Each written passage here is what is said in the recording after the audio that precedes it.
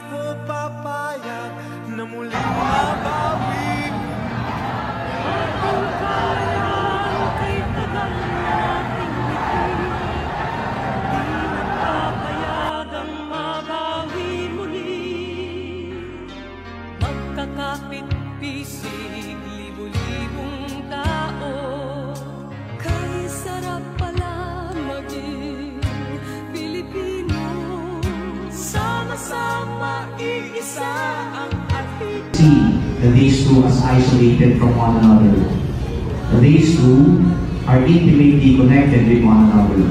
Kanina ho, tinanong ako sa aking interview, ano daw ba ang 1986 People Power Revolution?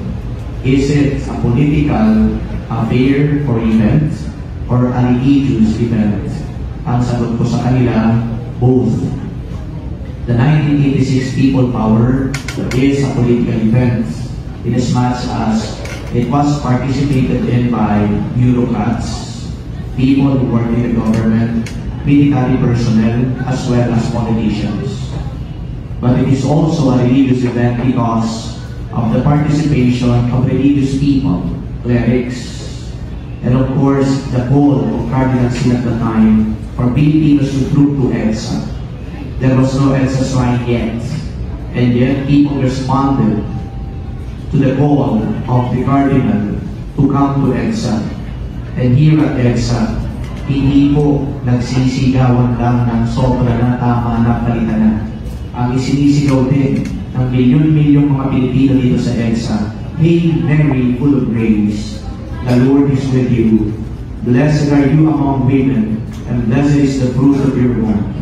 Dala-dala din o tangan-tangan ng mga Pilipino, hindi ang mas. Dala-dala nila Santo Rosario, bulaklak at pagkain. At ito ay binibigay nila sa mga sundalo na nakasakay sa tangke, o di kaya mga sundalo na may daladalang mga armas. Kaya nga, nung matapos ang 1986 People Power Revolution, this was also called not only people power, but prayer power.